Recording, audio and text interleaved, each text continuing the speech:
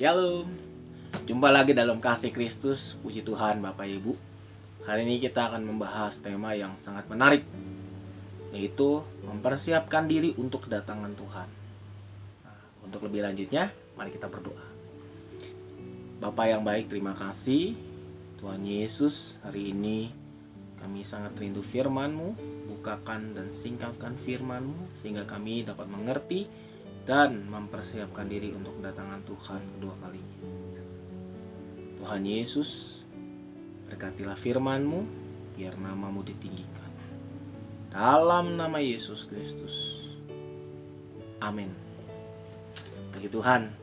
Bapak Ibu, saya melihat beberapa waktu ini banyak orang yang gelisah, takut, dan banyak bertanya juga, kapan Tuhan datang, kapan Tuhan datang. Sebenarnya hal yang penting seperti apa? Mari kita baca ya. Dalam Matius 24 ayat 37 sampai 44. Dalam Matius 34 ayat 37 sampai 44. Demikian firman Tuhan. Sebab sebagaimana halnya pada zaman Nuh, demikian pula halnya kelak pada kedatangan Anak Manusia. 38. Sebab sebagaimana mereka pada zaman sebelum air bah itu makan dan minum, kawin dan mengawinkan, sampai pada hari Nuh masuk ke dalam bahtera.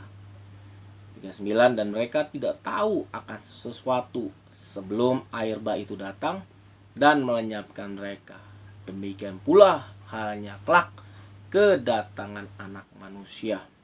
40. Pada waktu itu ada dua orang di ladang, yang seorang dibawa dan yang lain akan ditinggalkan. Kalau ada dua orang perempuan sedang memutar batu kilangan, yang seorang dibawa dan yang lain akan ditinggalkan. Karena itu, berjaga-jagalah, sebab kamu tidak tahu pada hari di mana Tuhan datang. Pada hari mana Tuhan datang. 43. Tetapi ketahuilah ini, jika tuan rumah tahu pada waktu mana pada malam hari pencuri akan datang, sudahlah, pasti ia berjaga-jaga dan tidak akan membiarkan rumahnya dibongkar. 44. Sebab itu hendaklah kamu juga siap sedia, karena Anak Manusia datang pada hari yang tidak kamu duga. Luar biasa Bapak Ibu firman Tuhan ini. Yesus Tuhan pernah hadir di bumi, dan Yesus juga memprediksikan untuk kedatangannya kedua kali. Kenapa Yesus harus datang kedua kali ke bumi? Karena di dalam dunia ini telah dipenuhi dengan dosa. Nah, kita akan mempelajari Bapak Ibu dengan tema hari ini, mempersiapkan diri untuk kedatangan Tuhan. Nah, sebelum kita membahas bagaimana caranya, kita lihat keadaannya. Apa yang terjadi? Kita lihat ayat ke-37. Sebab sebagaimana halnya pada zaman Nuh, demikian pula halnya kelak pada kedatangan Anak Manusia. Anak Manusia ini di sini Tuhan Yesus, Bapak Ibu. Nah, kita lihat ya Bapak Ibu, kedatangan Tuhan ini seperti zaman Nuh. Kalau Bapak Ibu pernah baca kitab Kejadian pasal ke-6 ayat ke-5 sampai 8 bilang begini. Ayat ke-5, ketika dilihat Tuhan bahwa kejahatan manusia besar di bumi, dan bahwa segala kecenderungan hatinya selalu membuahkan kejahatan semata-mata. Itu ada dalam Kejadian pasal yang ke-6 ayat yang ke-5. Di sini kita melihat Bapak Ibu, zamanmu itu di mana zaman awal-awal penciptaan setelah terjadinya manusia dibuang dari Taman Eden. Nah, kita lihat Bapak Ibu, setelah manusia jatuh dalam dosa, kejahatan itu merajalela. Kenapa? Karena mereka, Adam dan Hawa, itu dampaknya dari apa yang mereka lakukan sampai ke anak cucu sampai sekarang. Nah, kita lihat ya Bapak Ibu, kedatangan Tuhan di sini dituliskan dalam Matius 24 ayat 37. Sebagaimana halnya pada zaman Nuh, Apa yang terjadi? Nah, kita lihat ya. Poin pertama, apa yang terjadi di zaman Nuh? Ayat yang kelima tadi kita sudah baca, kejahatan manusia. Wow. Jadi kalau zaman sekarang Tuhan mau datang kedua kali, ya wajar. Karena kita lihat, bukan hanya di Indonesia, di seluruh dunia. Bahkan kita sedang melihat terjadi perang antara Ukraina dan Rusia. Itu karena apa? Kejahatan manusia. Sekarang wabah penyakit juga itu karena kejahatan manusia. Kita baca ya dalam Yesaya 59 ayat yang pertama sampai yang ke-2.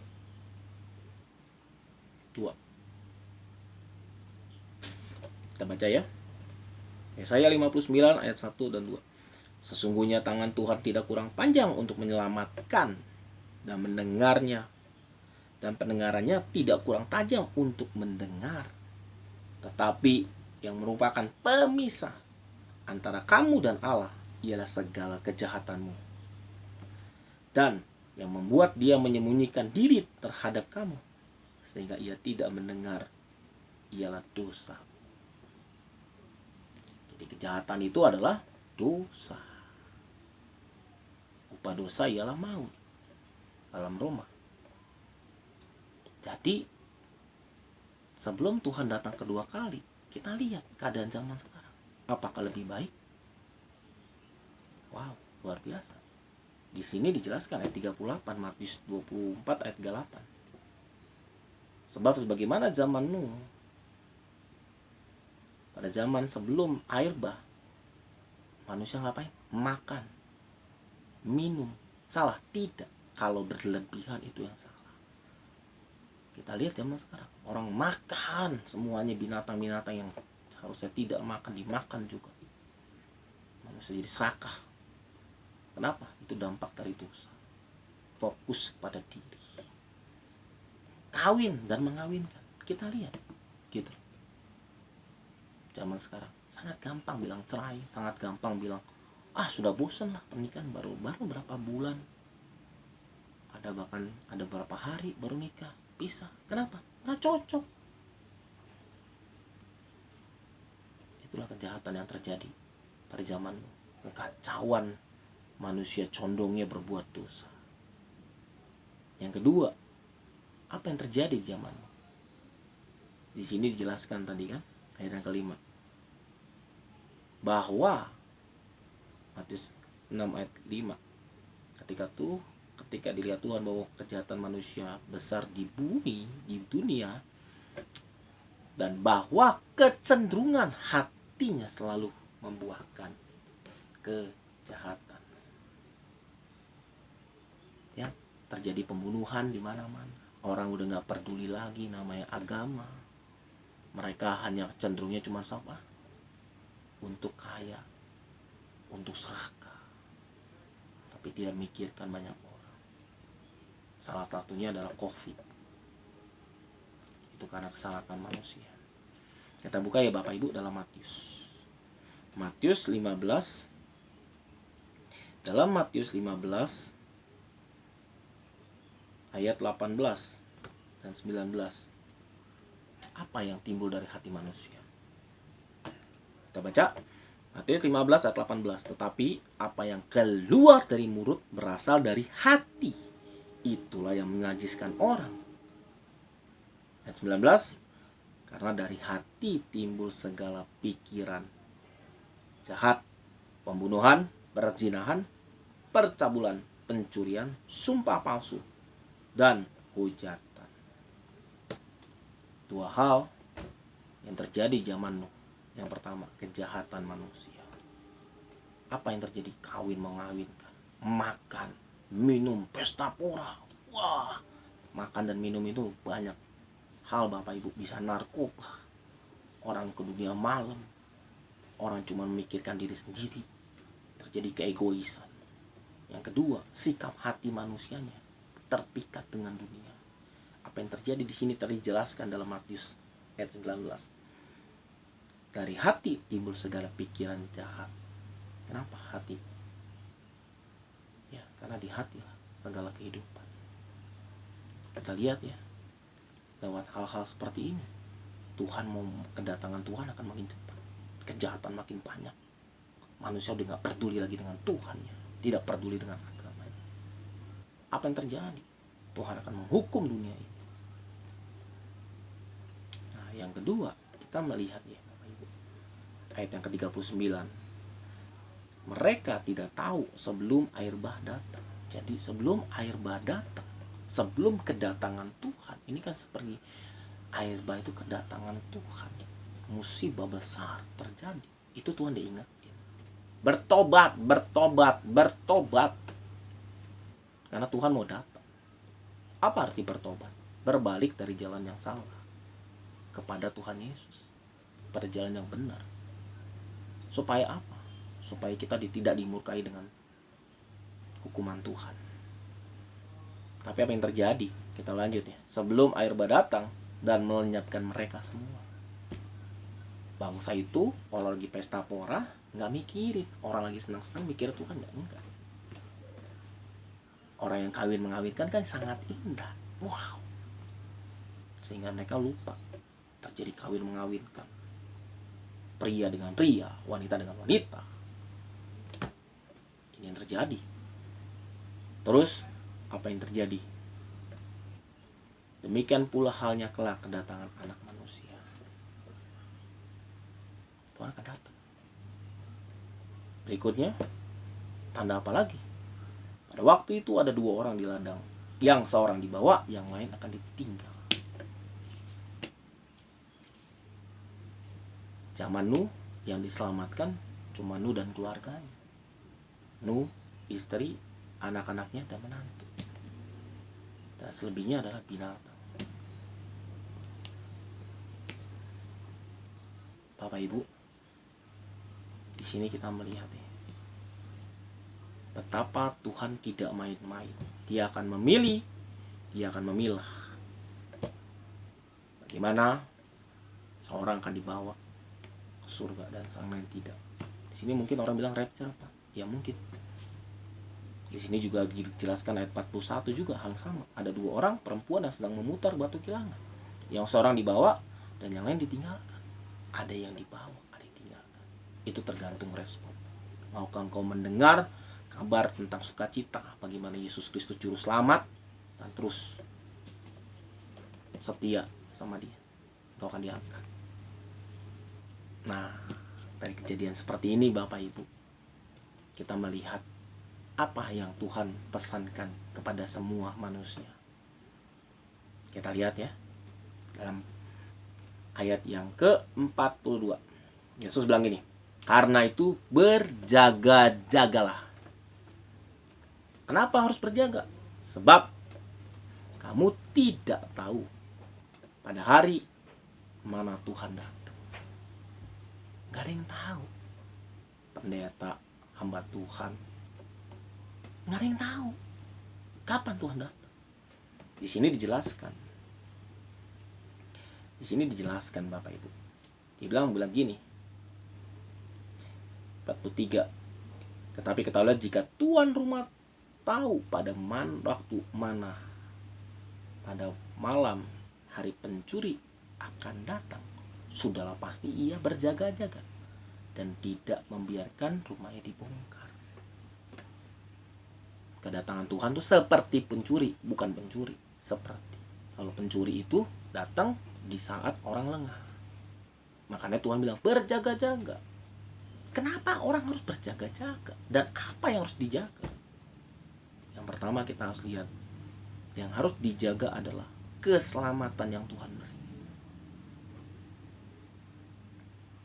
Seperti apa Pak? Kita buka ya, 1 Petrus 5 ayat 8.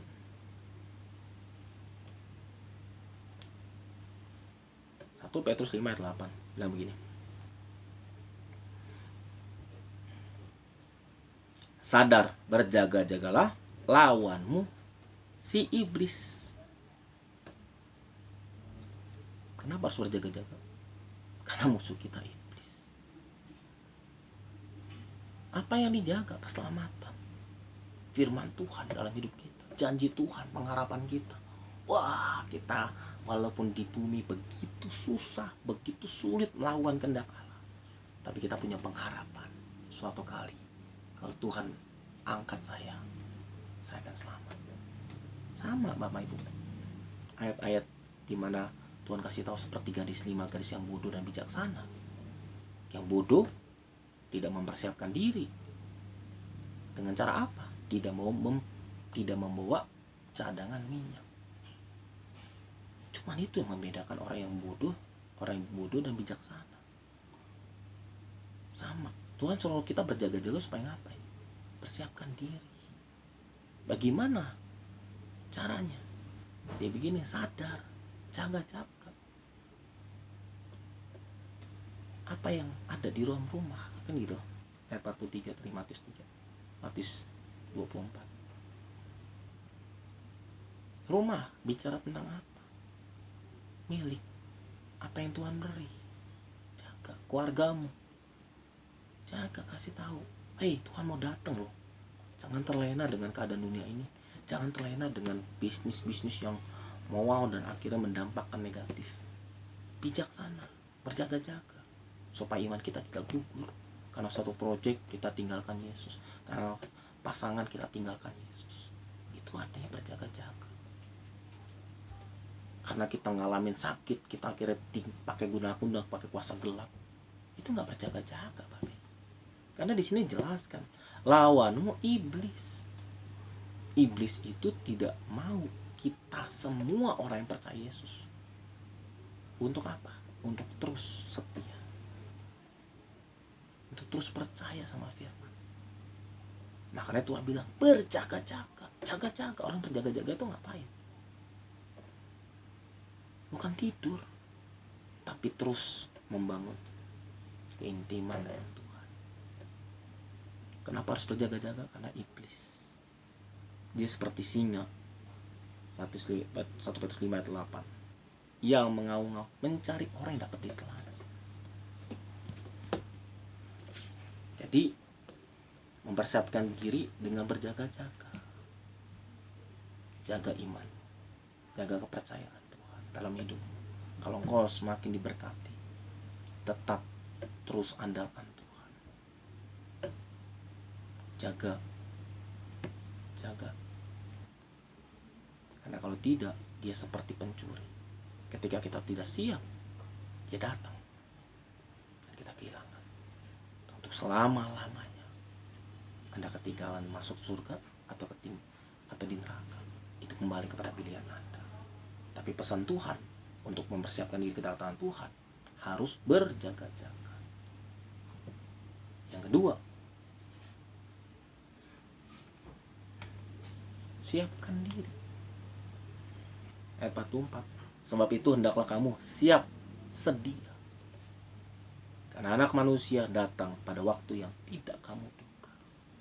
Tuhan datang di mana kita tidak pernah pikirkan. Tapi orang yang siap sedia dalam arti begini, kalau Bapak itu bekerja, dikasih tugas, Bapak kerjakan. Anda kerjakan. Kapan mau dimintanya? Ya, Anda udah siap.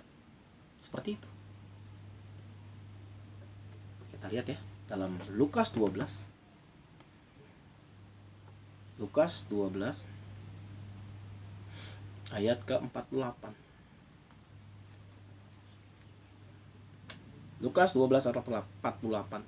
Barang siapa tidak tahu akan kehendak tuannya dan melakukan apa yang harus mendatangkan pukulan, ia akan menerima sedikit pukulan. Setiap orang yang kepadanya banyak diberi, daripadanya banyak dituntut. Dan kepada siapa yang banyak dipercaya, daripadanya lah akan lebih banyak dituntut. Artinya apa, Bapak Ibu? Artinya di sini dijelaskan bahwa untuk mempersiapkan diri untuk kedatangan Tuhan, yang kedua, kita harus siap sedia. Apa yang Tuhan percayakan? Sama. Ada yang dikasih talenta kan? 1, 2, 5. Yang satu bilangnya sama tuannya, jahat. Apa yang terjadi? Dia nggak kembangin, dia kubur talenta itu. Apa sih? Ini cuma sedikit doang. Saya nggak bisa hebat seperti orang khotbah. Tapi kalau Anda bisa berdoa buat orang lain, itu talenta. Kalau Anda bisa meramah, memberi support buat orang, itu juga talenta. Tidak selalu uang. Bikin. Siap sedih. Ada yang 2 dan 5. Tapi Alkitab mencatat kan, yang 2 melakukan, menghasilkan 2. Yang 5 menghasilkan 5. Tadi dijelaskan. Barang siapa tidak tahu akan kehendak Tuhannya. Apa kehendak Tuhannya? Kehendak Tuhannya adalah beritakan Injil kepada semua orang. Yang kedua, hidup kudus sesuai dengan kehendak Allah. Gampang Pak? Enggak gampang. Makanya kita butuh tiap hari bersandar sama Tuhan. Tuhan tolong saya agar saya diselamatkan. Tuhan tolong saya agar hari ini saya bisa dapat melakukan kehendak Allah. Saya tidak tahu Bapak Ibu apa yang Bapak Ibu sedang alami. Mungkin pekerjaan Bapak Ibu yang membuat Bapak Ibu jauh daripada Tuhan. Mungkin juga keluarga yang membuat Bapak Ibu semakin jauh daripada Tuhan. Mulai ingat, engkau dipanggil untuk kemuliaan nama Tuhan. Jadi karena itu, persiapkan diri untuk kedatangan Tuhan. Saya dan saudara dipanggil. Untuk apa? Untuk melakukan kehendak Allah. Karena akan tiba waktunya Tuhan yang punya semesta akan mengambil apa yang ada dari bagi kita. Apa itu? Talenta yang Tuhan percaya. Di sini dijelaskan ya, Lukas 12. Setiap orang yang kepadanya banyak diberi, daripadanya banyak dituntut. Banyak diberi. Apa? Anda diberi talenta, kemampuan bermusik, talenta dalam bisnis, talenta dalam apapun. Tapi Anda tidak mau kembangkan. Anda cuma buat kepentingan diri, tapi tidak mikirkan kepentingan Tuhan. Apa yang terjadi? Tuhan akan hukum. Mungkin banyak orang bilang, Tuhan berikan aku kaya. Kalau aku kaya baru aku bisa melayani Tuhan. Kalau Anda punya konsep itu, tidak salah 100%. Jangan tunggu Anda udah kaya baru melayani. Tapi mulai hari ini, jalanin apa yang Anda bisa kerjakan. Karena dari situlah Tuhan mulai kembangkan, dan kembangkan. Dan sampai setia sampai kita meninggal. Jadi kesimpulannya apa? Mempersiapkan diri untuk kedatangan Tuhan. Kita harus ingat zaman Nuh, di sana banyak kejahatan. Janganlah kita melakukan banyak kejahatan. Kalaupun kita punya lakukan kesalahan, mulai sadar, bertobat, kembali ke jalan Tuhan. Pak, pekerjaan saya begitu rumit, Pak. Pekerjaan saya butuh duit. Ya minta sama Tuhan supaya Anda dapat pekerjaan yang lebih baik. Pak, keluarga saya gini, komunikasikanlah supaya Anda tidak ribut untuk hal yang bicara tentang material. Zaman makan, minum, kawin mengawinkan. Dan hatinya condong melakukan yang jahat. Akan tiba waktunya Tuhan akan ambil. Yang satu diangkat, yang satu tidak. Jadi yang Tuhan ingetin apa? 2 hal. Pertama, berjaga-jaga. Berjaga-jaga dalam arti apa? Berjaga-jaga supaya kamu tidak keluar dari iman kepada Yesus Kristus.